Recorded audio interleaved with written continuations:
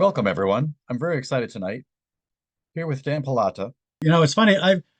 You talk about the 6 degrees of connection, and Dan is a second degree connection for me because I guess I'm just surrounded by talented people. I just keep coming across talented people in my life, and my wife kept talking about Dan all the time, and I finally got around to about I don't know 6 months ago listening to some of the stuff. Going, oh my God, I definitely have to interview this guy.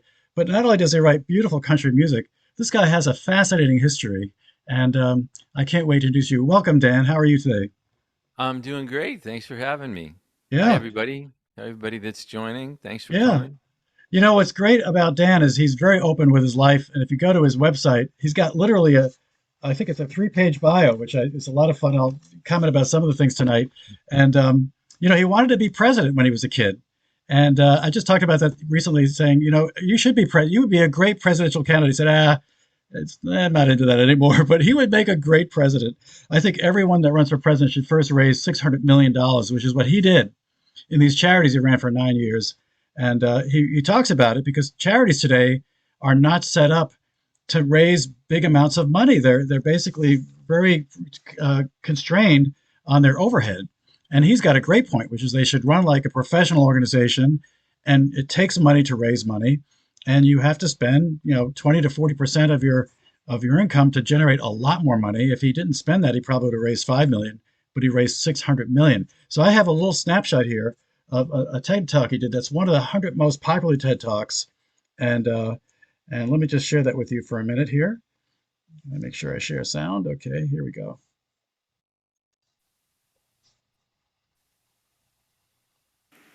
In the 1990s, my company created the long-distance AIDS ride bicycle journeys and 60-mile-long breast cancer three-day walks. And over the course of 9 years, we had 182,000 ordinary heroes participate, and they raised a total of $581 million.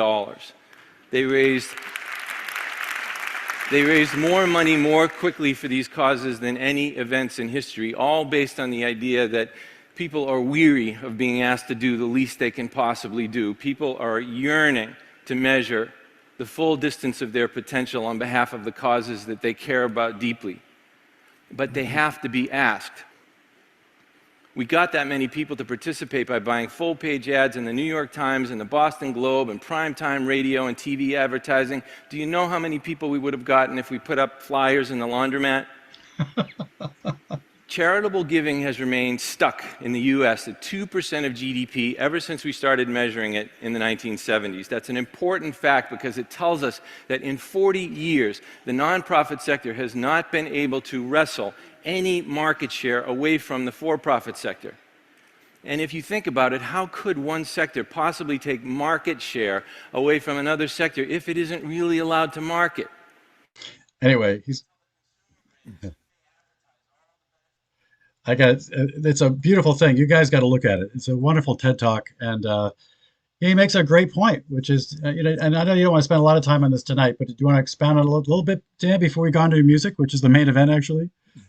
Not really. It's a deep topic, you know. That TED Talk was voted. TED used to vote talks, you know, the most humorous, the most inspiring, the saddest, the most persuasive. That talk was voted the single most persuasive TED Talk of all time Wow. by the TED Online community. So yeah, I encourage people to watch it. Here's the thesis. You want to know why nonprofit organizations aren't changing the world the way we had hoped they would? It's because that's not what we ask them to do. We ask them to keep their salaries and their overhead low. So that is Right. exactly what they do. And Right. whether or not they're having an impact and whether or not they're changing the world becomes entirely secondary to whether they are obedient to the liturgy, the canon of charity that came from the Puritans 400 years ago, and Yeah. it doesn't work for the 21st century. We need No. a much more robust system for solving these problems once and for all. And so you have a book out called Uncharitable, and now there's a movie made of it called a documentary called Uncharitable. Yeah, documentary. Stephen Gyllenhaal directed it. Stephen is Jake Gyllenhaal and Maggie Gyllenhaal's dad, and Ah, the actor Edward Norton is in it, and the head of the Ford Foundation, the head of TED, the head of the Nature Conservancy, the head of Share Our Strength. It's a very powerful movie. It had a nice theatrical release. It was in 60 theaters in the U.S. and Canada this fall, and Mm, it'll be out streaming on all of the big platforms June 1st. And excellent. it's called Uncharitable, and it's based on a book I wrote for Tufts University Press by the same title. Oh, 12 or 13 years ago now. I've written a lot of books in between that, but ah, that's okay. the movie that's the book the movie's based on. Now you had a great history with John Denver. Do you want to talk a little bit about that? Well, yeah, I had a history with him. He didn't have a history with me, I guess. He was he was on Jimmy Carter's Commission on World Hunger when I was a freshman at Harvard, and I chaired the Harvard Hunger Action Committee. So I asked if he would come to Harvard and speak about his work, and he did. And I was a huge fan. I was a teenager, and I was like 18, 19 years old, and a Wow. huge fan. It was 1979. John Yeah. Denver was RCA's biggest record seller ever, next to Elvis. Really? Wow. People don't understand the scale of his commercial success. Mm. And so all of a sudden, I'm going to the Higher Regency in Cambridge, and I'm waiting at the elevator for him to come down. And here he comes down in a glass elevator. I mean, you couldn't have a better presentation. Here comes John Denver descending from the For heavens heavens. in a glass elevator. And he comes out and he says, "Hi, Dan," in that voice. And we get in his limo and we go over to Harvard and we hang out and talk for an hour or so. And then he gives his speech. And then I ended up he had a summer program for college students in Snowmass, Colorado, near Aspen, called the WinStar Foundation. And Mm. I called it a granola school for college students. And we went there. We lived in teepees out in the mountains in this beautiful 950-acre site. We ate macrobiotic food. Buckminster Fuller came and lectured to us in the teepees because he and John Denver were friends. And Wow. John Denver's wife, Annie, the famous Annie song, was out there participating in all of the work sessions that we did. Mm. And there I met someone who would become one of my best friends of all time, Herb Hampshire, who was a close friend of Ann and Johnny Denver, and is Annie and John Denver. And I met him there, and we connected, and then we lost touch. And when I began the AIDS rides 20 years later, or whatever it was, he was at the closing ceremony and heard me speak and asked my assistant if he could be introduced. And we remembered we already know one another. Wow. Wow. So, yeah. How did you get to build this great organization? How did that happen? Um, yeah, we had 400 full-time employees in 16 U.S. offices. We raised Mm. almost $600 million in 9 years. Well, imagination, persistence, creativity, innovation, and capital. And that's what I Mm. tell nonprofit organizations. You don't know what capital is. Mm. You do it backwards. You look at how much money you have in the bank, and then you shape your dreams to be the scale of how much money you have in the bank. Yeah. That's not how No. Elon Musk is doing it. It's not Yeah. how Steve Jobs did it. What the big dreamers decide is, what's the dream? How big is it? How Yeah. much money do I need to make that dream happen? And they How go to did the you get that capital. kind of They go to the capital? What? well, by the College of Hard Knocks. Yeah. Wow.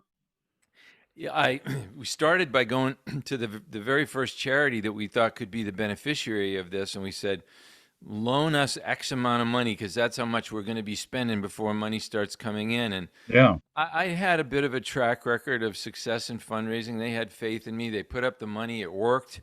So then we went to, as we began to expand around the United States, sometimes it would be 5, 6, 7 charities in a city that would put up the capital. So that was a lot of work to raise $500,000 in capital in Boston or in Minnesota through 7 different charities and getting Wow. 7 board approvals. And then when we came up with the concept for the Breast Cancer 3-Day, I said, I am not doing this. I am not traveling to 19 cities and meeting with 72 organizations. We need to find one source of capital. And so Yeah. Avon, the cosmetics company, became that source of capital. And then because we had proven ourselves, we proved that these heroic events could raise enormous amounts of money and Yeah. ignite the spirits and the souls of average citizens. Then our bank began loaning us money to launch new event That's concepts. wonderful. So Yeah. yeah, that's how we did it. So now getting to your music, you wanted to be a country singer when you were younger. You went out to the West Coast. You actually met with Clive Davis and had some great times with him. And then, unfortunately, he said to you at one point, you know, your stuff is more like Don McLean, and that's not what we're looking for. And you said, well, screw it, I'm going to do something different. And thank God you did, because you raised for 600 million in the world. But you've come back to music now, and I love your material. We're going to play some right now. This first thing I'm going to play is Charity Town, and you have these wonderful videos on them too. What's the backstory on this one? I do a lot of public speaking all over the world on the subject of charity, and usually it's in the big cities, but once in a while it's in a small place like a Lowell, Massachusetts, or Cedar Rapids, Wisconsin. And I believe in the power of philanthropy, but not when philanthropy's all you got left. Not when the big factory has left, there's no economy anymore, and all you got left is charity. And Yeah. that's why this song is called Charity Town. It's about Yeah. those places. Let's listen to this song.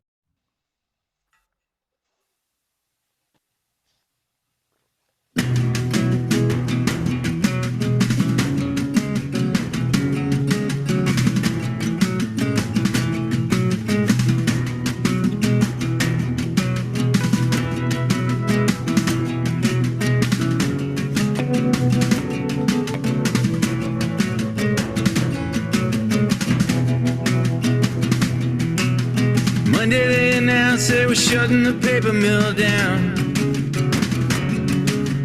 Newsprint trading under 70 cents a pound. Back in the day, this place was renowned. Now it's just a charity town. 900 people let go and there's no other work to be found.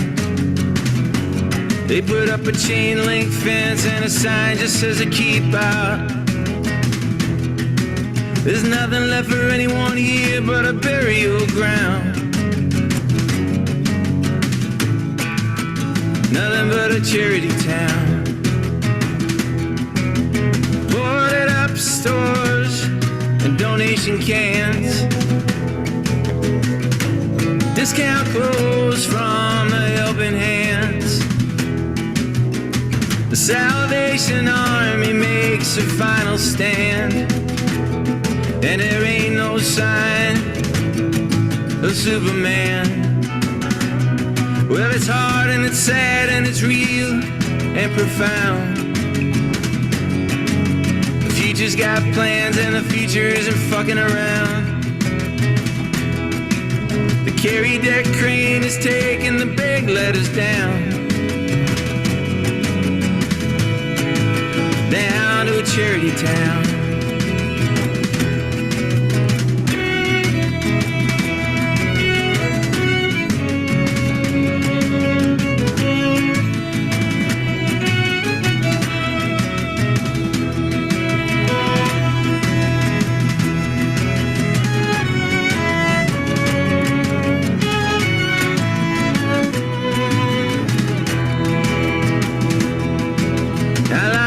Thinking about the kids and the house. Had a dream I was up in the air trying not to look down. Then everything broke, I felt the rush of the ground. Woke up in a charity town. Boarded up stores and donation cans. Discount clothes from the helping hands. The Salvation Army makes a final stand, and there ain't no sign of Superman.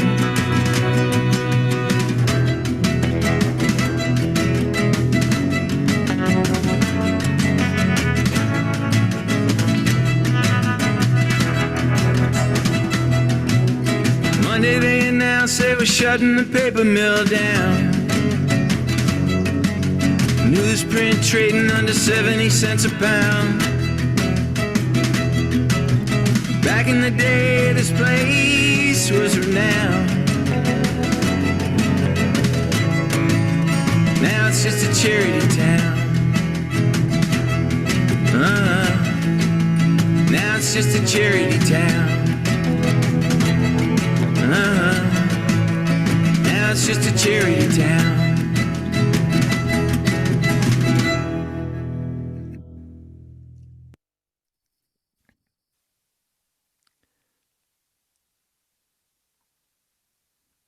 Oh, can't hear you.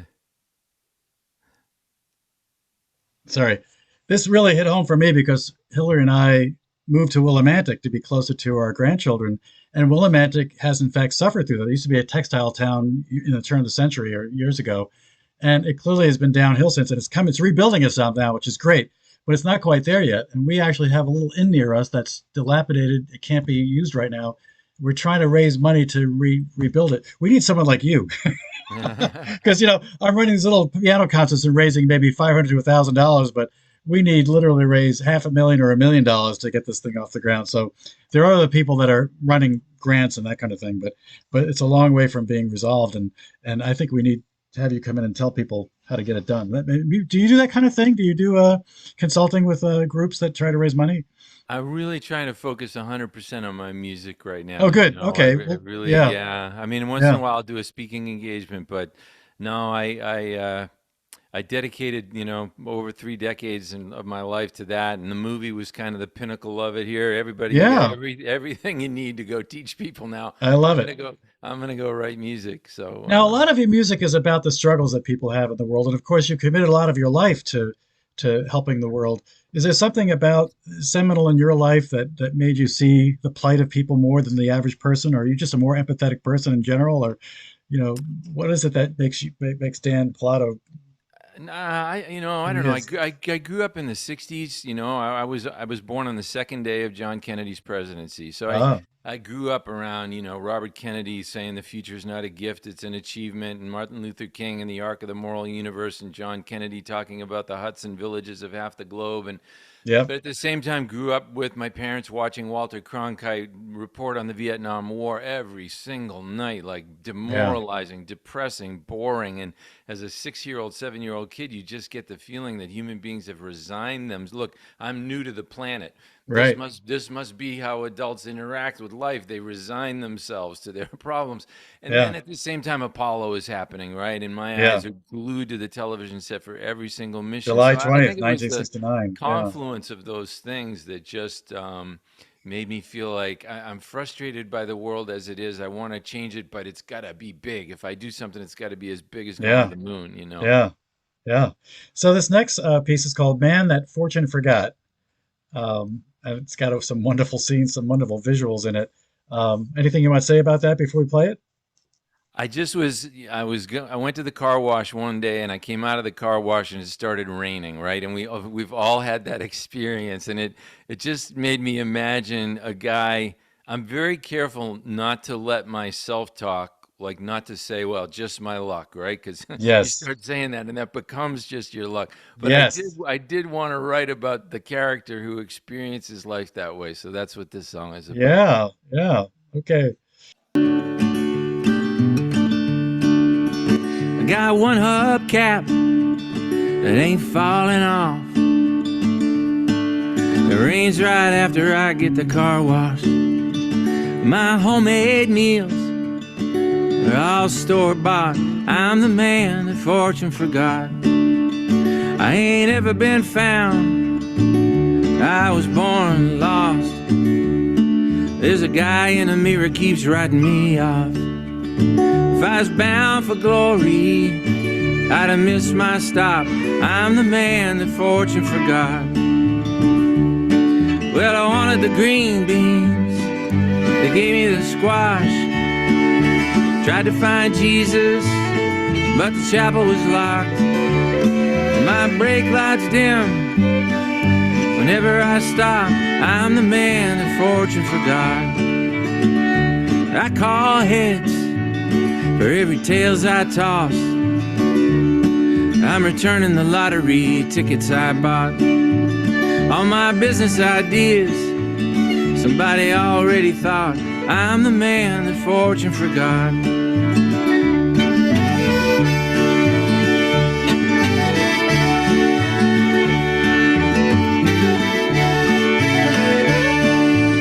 Till death do us part, it's a very sweet thought. But her lips are always moving and I never get to talk. And she don't say nothing, but she says it a lot. I'm the man that fortune forgot. Met a kid in a wheelchair down the barber shop. Lost a leg in the war and his buddy got shot. And it got me to wondering whether or not I'm the man that fortune forgot. So I got up next morning, went for a walk. I said all of this negative thinking must stop. But there was one more thing that I couldn't pull off. I'm the man that fortune forgot.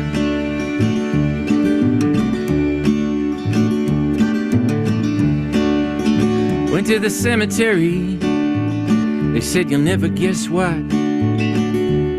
Somebody just purchased the very last plot. So I'm sorry my friend, we can bury you not. I'm the man that fortune forgot. I haven't seen that song in a while. Yeah, I got to tell you, I love the lyrics too. I mean, these are your lyrics, right? They're all yours. Yeah. Oh my God, the part where you say the guy in the mirror, I forget the rest of that, but I thought Keeps writing me off.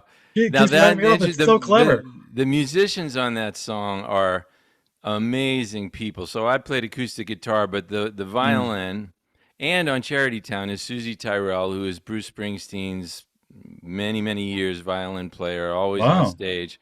Tony Garnier played bass. He's Bob Dylan's music director. Oh my God! And Brian Mitchell played accordion, who played for many years with Levon Helm. So a really pretty amazing. How did you amass this talent? You're just good at. I have a knack. I don't say no, and I just I don't think the world is as difficult as people try to tell us. Like things are not as inaccessible to us as people tell us. And that's fascinating. You know, what really resonated with me is that we discovered some homeless people here, and one of them I took under my wing for a year and a half, and all he kept saying was, I won't use his real name, but you know, it's always Peter's luck. It's Peter's bad luck. And I was paying him at one point even $50 an hour, and somehow he couldn't get his life together, no matter what I did to try to help him. And it just was very frustrating. I tried to guide him on how to spend his money, how to think about things. He just didn't want any guidance at all. And it's just my luck. It's just my luck. It's all he kept saying. And we finally parted ways. And I finally got him a truck, and he's on the road now, and he's got some money. So he's getting better. But I don't know, it's like, he keeps saying it's the world's against him, but it's really not. The world doesn't care. You have to be the one fighting for yourself. And it's just one of those things that you learn. Well, if you didn't have people like Peter, what would motivational speakers do with themselves, right? There you go. Did you ever hear Ellen DeGeneres' joke about talking to God about why there are fleas? She said, God, why would you ever make fleas? He said, oh, that's right. There's a whole industry for flea powder. Yeah, I can see that. That's putting people to work. Yeah, okay. Right. Anyway. Now into something serious. You discovered at some point in your life that you were gay, and you are happily married now with a husband and three wonderful. I think they're all girls, right? Or are they two girls and a boy? 2 girls and a boy, very talented. And this next song is about something I didn't even know, how brutal colleges and the world was in general to gay people. So Harvard would, if they found out people were gay, they would expel them, and obviously they would be very a horrible event. And so you wrote a song about this, and people should hear this. I didn't even know this existed. I know 50 years ago when I was at MIT, if someone announced that they were gay, that was a very big, brave thing to do back then. Now it's almost like a badge of honor when people say, "Yeah, I'm gay." It's almost embraced. But back then it was still frowned upon. So you've been through a lot, obviously, and you've seen some things. And did you want to comment more about this before we play it? Well, just quickly, this is about a kid who lived in the 1930s and was expelled from Harvard for being gay and ended up taking his life. 14 kids were expelled that year for being gay. And I never knew the story. I live in a little town called Topsfield, Massachusetts. And a friend of mine here said, "Do you know about Keith's marriage?" I said, "No, who's Keith's marriage?" He said, "Well, come here." And we went up to the Pine Grove Cemetery, and Keith is buried there next to his mother. He was from this town, and Oh, and there was a book written about it, and that's what inspired the song. mm, very, very moving song.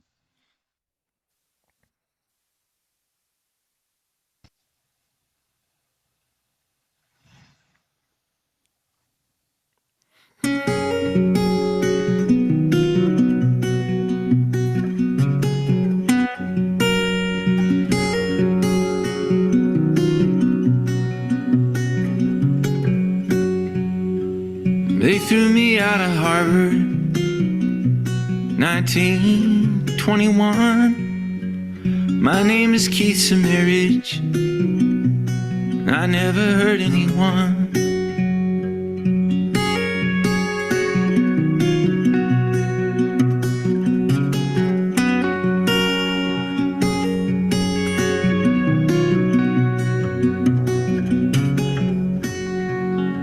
I grew up north of the city. My mother managed the local land. She saved every penny she ever earned just to get me in. The investment in me was something I felt I had to answer for, 'cause nobody went to college in my family ever before. My father never said much. I was a quiet kid. I never went in for the things that the other boys did. I would have been a good father, but I could never picture a wife. I wanted to work in the theater, make something out of my life. Harvard had a reputation, a secret that lived underground, a savage administration determined to shut it down.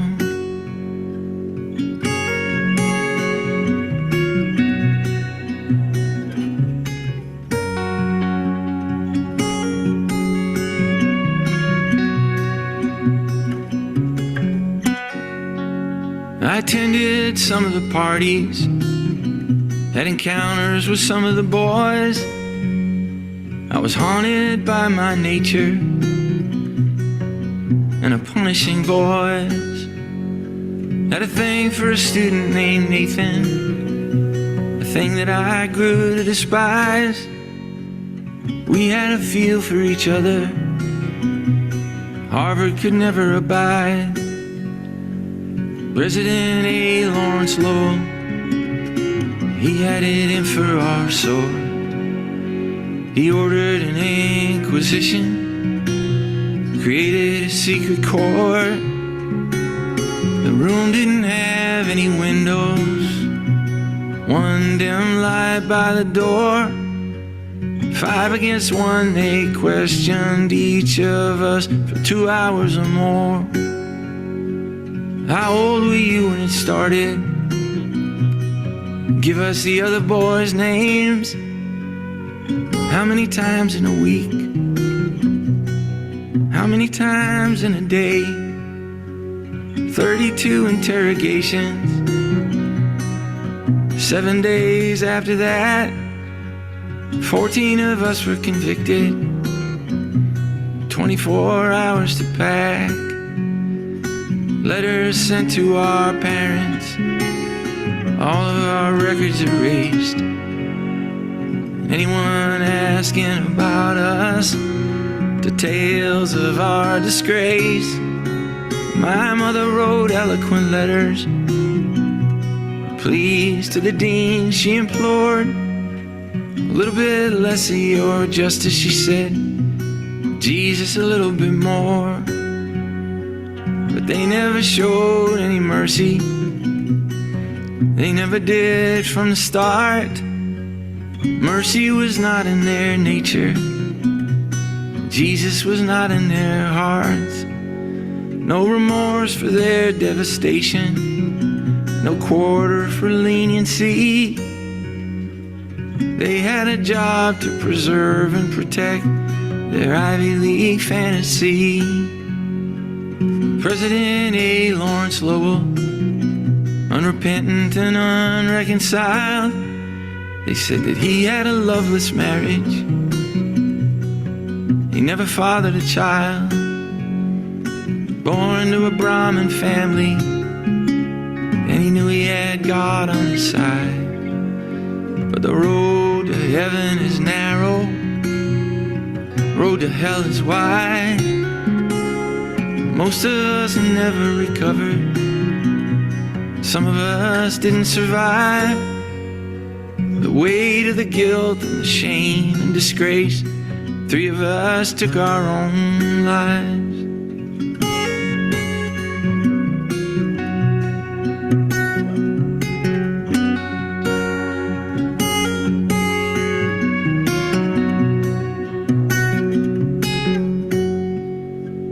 Goodbye, Eugene and Cyril.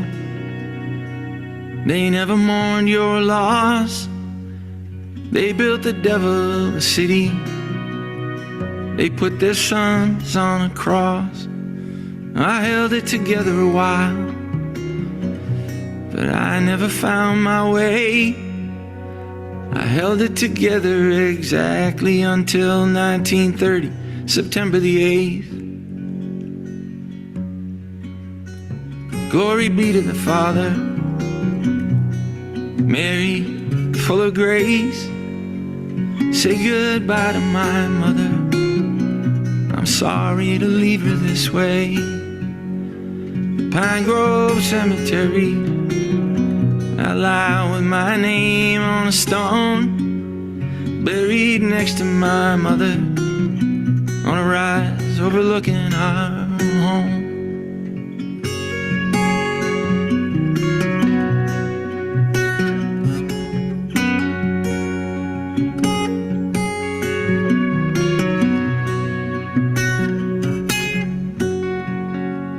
They threw me out of Harvard in 1921. My name is Keith Semirage, and I never hurt anyone. Wow. Really moving. I made that video, and getting that grave to transform from grass to flowers, what was a lot of work, man. Getting that to, I shot everything. I shot that whole video myself. Oh, you did? I was going to ask, how are these videos done?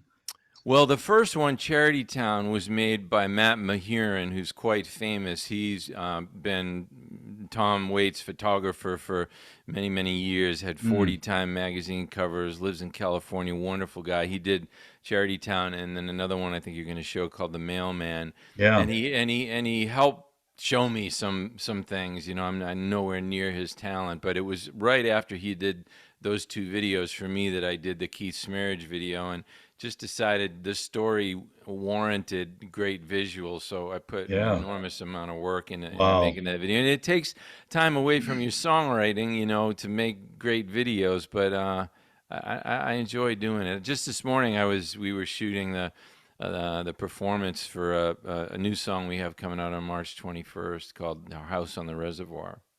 Well, by the way, I don't know if you saw the video interview with Richard Sokoloff, but he did a video once of just a song that the theme was "Smile," and he actually invested about $3,000 in getting it promoted all over the internet. And a producer from some TV show saw it, and he got like 100,000 in royalties over 3 years just from the royalty play on that. So having a great video like this is wonderful. Before we go, and I want to ask you, I don't know the guitar very well, but you did something there that struck me as unusual. Maybe it's not, but it looks like you had one capo that covered all the strings and one that exposed one of them. So you had kind of a very interesting tuning setup. Is that something that's unique to you? Well, no, Steve Earle taught me this trick, and I guess Guy Clark taught it to him, where he'll capo the first 5 strings so that he gets a drop D but can still play a G Yeah. form like this. And then, if you want to raise the pitch of that whole system, then you need 2 capos. So you capo this and you can move Yeah. it up. And as long as you keep it, two frets away from the top capo. So But that way you I get a write nice a, bass note. Yeah. I love yeah, that. you get that nice drop D. I write a lot of my music that way. Very nice. Yeah, Very nice. thanks. Well, let's do the Mailman next. I love this song because I never thought of the Mailman as being one that would know so much about the neighborhood, but I guess they do. Why wouldn't they? It never even occurred to me, but the vision that you had for what this mailman goes through, what his route means to him, and it actually strikes a nerve with me because my grandfather on my dad's side was a mailman, so it really was a very interesting thing. But is there a backstory to this one? I walk 3.5 miles every morning in a loop around the beautiful countryside here, and that's where I write a lot of my music. And Ah, I yeah. just walked by an old mailbox, and well, I had heard an interview with John Prine a few days before, and Hmm. he said, he was a mailman for 7 years, and somebody asked him, "Did you ever read the mail?" And he said, "If it wasn't in an envelope, I read everything." And I thought that was a clever, clever line. So it's the first line of this song. But I Yeah. was walking by this mailbox, and I thought, man, a mailbox. That's where all the good news and the bad news of our lives used to be delivered, Yes. and Yeah. the mailman saw it coming before we did. So Yeah. that was the idea. Very clever. Very clever. So this is the mailman.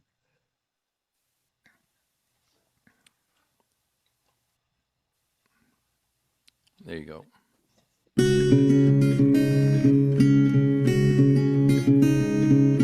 Postcard from Aunt Josie. She's in Colorado Springs. If it ain't in an envelope, I read everything. Yellowstone was wonderful. We left Cheyenne last night. Love and see you soon. I'm running out of room to write. I'm a man of letters, the good times and the bad. I can see the future through my letter back. No wind or sleet or rain or snow upon the ground can keep this lonesome courier from his appointed rounds. Notice of foreclosure, Monday afternoon. Mrs. Edwards' mailbox will be someone else's soon. 98 degrees, one day she came with lemonade. What's the worst could happen if I wait till Saturday? I'm a man of letters, the good times and the bad. I can see the future through my letter back. No wind or sleet or rain or snow upon the ground can keep this lonesome courier from his appointed rounds. Fast as August passes, like little weeds they grow.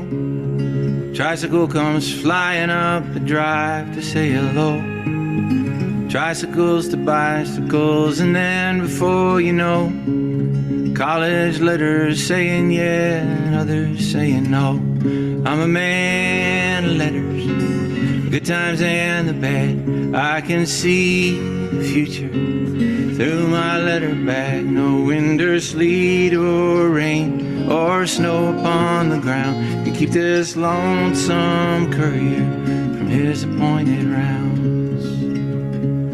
Birthdays and condolences and cards at Christmas time. Crooked cursive letters from another place and time. Then one day you notice no one writes her anymore. She slipped up to heaven through the mail slot in the door. I'm a man of letters, the good times and the bad. I can see the future through my letter bag. No wind or sleet or rain or snow upon the ground keep this lonesome courier from his appointed rounds. She still gets the circulars from all her favorite stores, and the mailers, the discounts for refinishing her floors. Automatic correspondence to my mother on and on, heartlessly remind them every day that she is gone. Wedding invitations always make me smile. Cordially invited to tomorrow for a while. Groom and bride a dream inside a pretty envelope. Empty mailbox waits for me to fill her up with hope. I'm a man of letters, the good times and the bad. I can see the future through my letter bag. No wind or sleet or rain or snow upon the ground can keep this lonesome courier from his appointed rounds.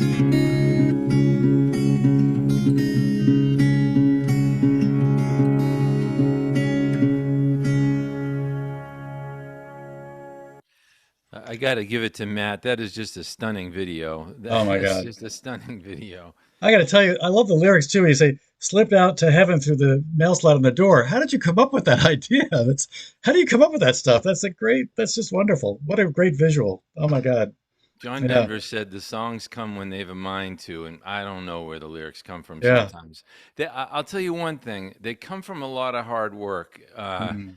Because first you sort of lay down the song, and you get some you sort of frame the house, you get the Yeah. basic structure, and you got words for all of it. But to make it, I don't know, to make it feel real, you gotta rewrite and rewrite and rewrite and throw this Yeah. away and say, no, that guy would never have said this. Like Wow. that line. I mean, one line I was proud of in that song was, "Notice of foreclosure Monday afternoon. Mrs. Edwards' mailbox will be someone else's Yes. soon. Yeah. 98 degrees one day. She came with lemonade. What's the worst could happen if I wait till Saturday, right, to deliver this?" And that was hard to come up with, because originally I had this guy was like a sort of lefty, is like, screw the bank. I'm not gonna deliver this. I go, no, Yeah. this guy wouldn't be angry like that. How would what is in this guy's power to do? He can wait a few days. That's what's within his power. And to really immerse yourself in the character and not say, what would I do, or what would my anger do, or what would my cliches do, but what would this guy do? Then you get some real beauty. Yeah. Yeah. Well, we're going to have Q&A at the end, but before we do, there's a few more I'd like to play. Now, this next one is called Couldn't Make It Wrong. So anything you want to say about that before I turn this one on? This was about an entanglement I was involved in with a guy when I was 25 years old. And about 3 years ago, I found out that he died. And and that's when I wrote the song. And to John Denver's point, the songs come when they have a mind to. Yeah. Yeah.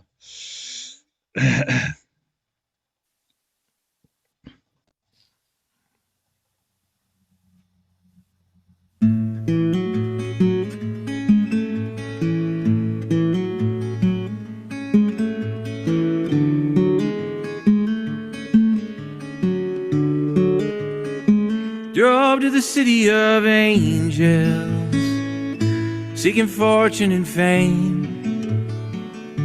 Took a room in a house, there you were.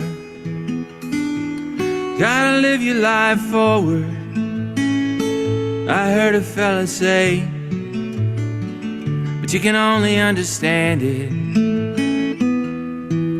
in reverse. Tried to write a love song, just be yours and mine. No matter what I did, couldn't make it rhyme.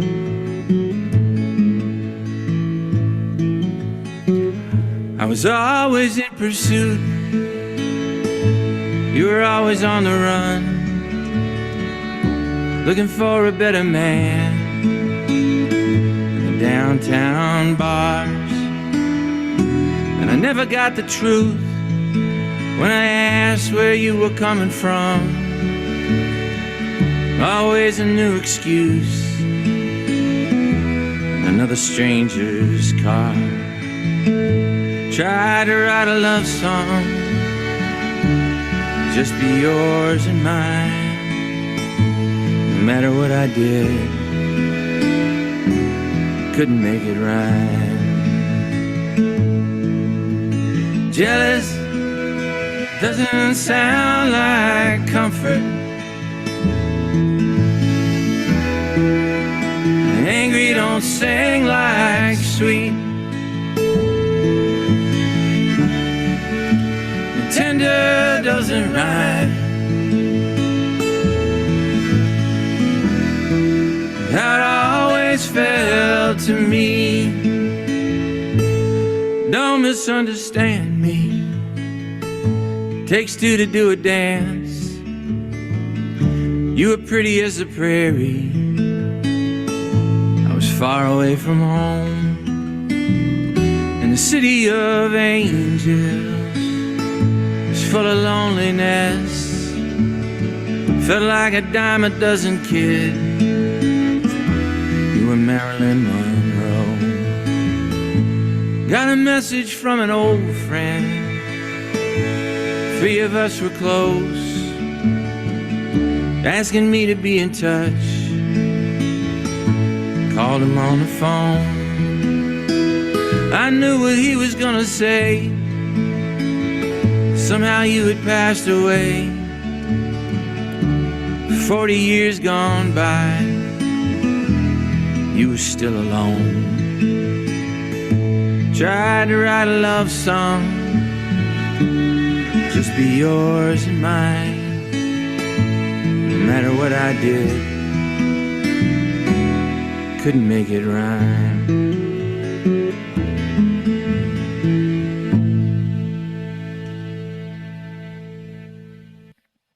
Wow. I forgot to mention, you come from a musical family in a way. Your mom loved to sing a lot, although she's Italian, but she'd sing Irish songs, which I thought was kind of fun. Yeah. And I guess your grandfather was very talented and had violin concerts on the porch or something like that. So My dad's grandfather. your dad's grandfather. Oh, your dad's grandfather. Oh, so your great grandfather. Oh, Yeah, yeah, yeah. And I always envy people that feel comfortable singing. How did you first find out that you could sing, that you had a voice and you were good at it? Well, Sister Agnes Clare in the 4th grade told me I could not sing and that I shouldn't sing. And that did it right there. So I think that made me say, well, all right, I'm going to show you. Wow. Okay. That's great. That's great. This next piece is called Peace. Do you want to talk about little pieces? You want to talk about that a little bit? I had a friend when I was 7 or 8 years old named John Massey, and his parents, Sue and Fiore, were wonderful people. And Fiore passed away, I don't know, 4 years ago, and then a couple of years ago, Sue passed away, and I've lost lots of people, and they were by no means the ones I was closest to, but something about Sue dying just made me think of the army of people that I've lost and the pieces of me that go with them. So that's what it's about. This resonates to me because I wrote a piece when I lost like 9 people in 6 months. I wrote a piece called The Friends and Family Past, but it's just music. It's not lyrics. I just love how you embody this all. This is great.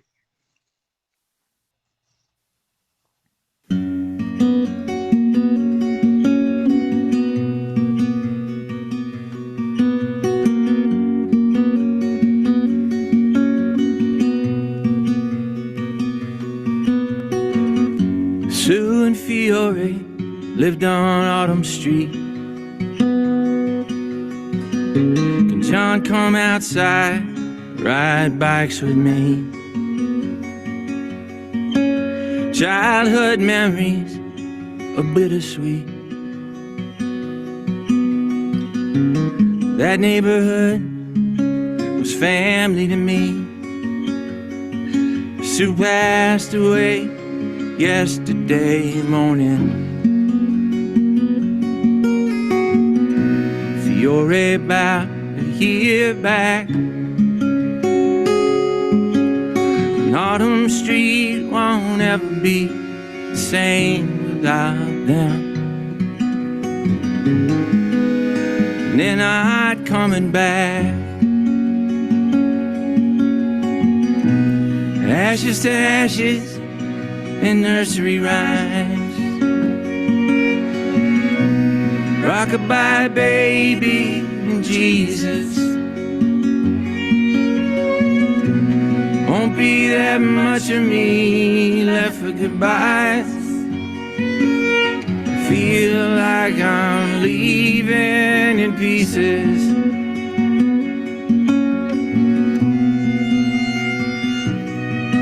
My mother had 22 uncles and aunts. I remember reunions at that big summer camp. The fans and the chrome, the song and the dance, ephemeral nature of circumstance. One by one, they all had to go. Anna, Johnny, Lily, Grace, Polly and Joe, all the green grass of home on the radio. Dearly departed and covered in snow. A heart can be broken just so many times. Between what precedes and receives us, won't be that much of me left for goodbyes. I feel like I'm leaving in pieces.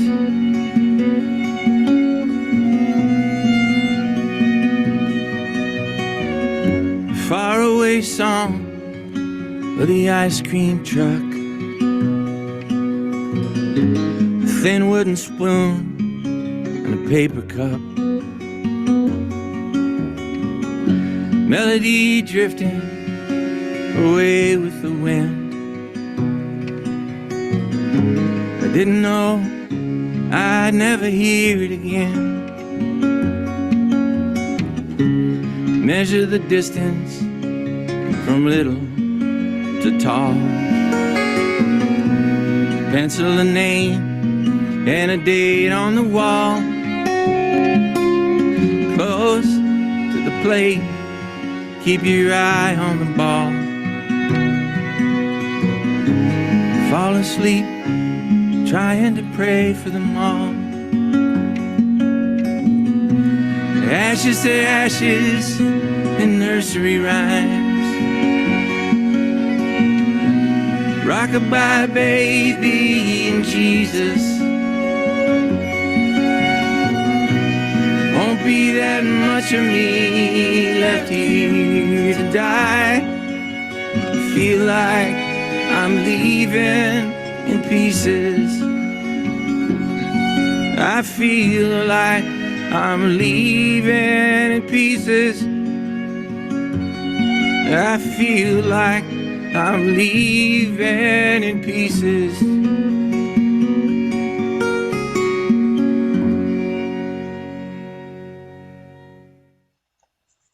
Wow, I gotta tell you, really can feel the emotion in your voice on some of these too. You really, oh my God, Thanks. Thanks, get Andrew. goosebumps. I really get goosebumps for it. I want to ask you, there's a lot of old video in there. Are they from your family? Are they personal?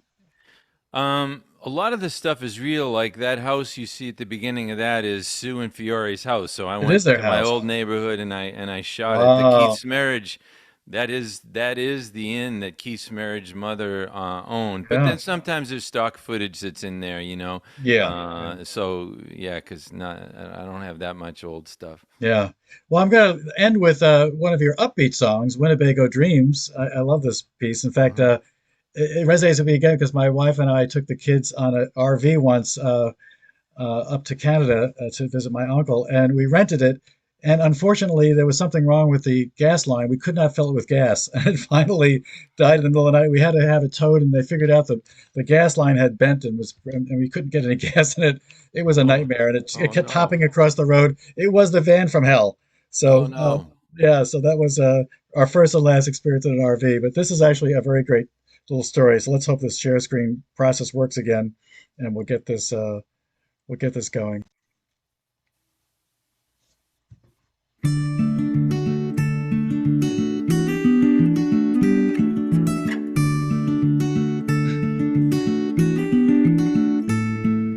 We dreamed about it all our lives. Every time that one would pass us by, did a little math, Figured we could put down half. We dreamed about it all our lives. So we sent away for their brochure.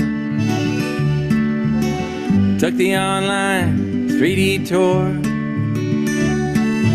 Came with GPS and those automatic steps. Paradise right outside the door. Winnebago dreams, Winnebago dreams, happy as the sky is blue. Rocky Mountain scenes and a traveling latrine, rolling down the road with you. From the redwoods to the Gulf Stream coast, we stop at every little trading post. Tiny diners, greasy spoons, and ice cream every afternoon. Man, we meet the nicest folks. We never know what we're gonna find. The front seats swivel and recline. Driving in our PJs, taking turns being the DJ, towing the car behind. Winnebago dreams, Winnebago dreams, happy as the sky is blue. Rocky Mountain scenes and a traveling latrine, rolling down the road with you. All our lives we sacrificed, 3 children and 2 9-to-5s. Well, it's something we deserve. Hey, what's that? Coming around the curve. Jesus, did you see that guy? Winnebago dreams, Winnebago dreams. Honey, have you seen my shoes? Sitting on the throne, headed into San Antone. Wish they'd put a window in the loop. Winnebago dreams, Winnebago dreams, happy as the sky is blue. Rocky Mountain scenes and a traveling latrine, rolling down the road with you. Happy as the sky is blue. Oh, how'd I get to roll around with you?